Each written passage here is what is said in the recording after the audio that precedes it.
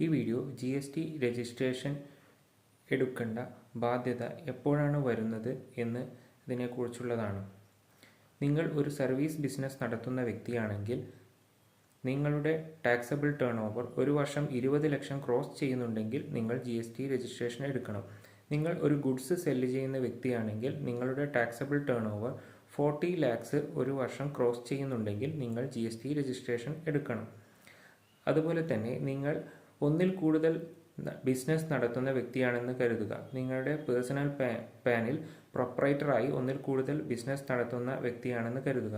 അങ്ങനെയെങ്കിൽ നിങ്ങളുടെ എല്ലാ ബിസിനസ്സിൻ്റെയും ടേൺ ഓവർ കൂട്ടുമ്പോൾ സർവീസിൽ 20 ലക്ഷം ക്രോസ് ചെയ്താലും ഗുഡ്സിൽ 40 ലക്ഷം ക്രോസ് ചെയ്തു കഴിഞ്ഞാലും നിങ്ങൾ GST രജിസ്ട്രേഷൻ എടുക്കണം. കൂടുതൽ ഇതുപോലുള്ള വീഡിയോസിന് ഈ ചാനൽ സബ്സ്ക്രൈബ് ചെയ്യൂ.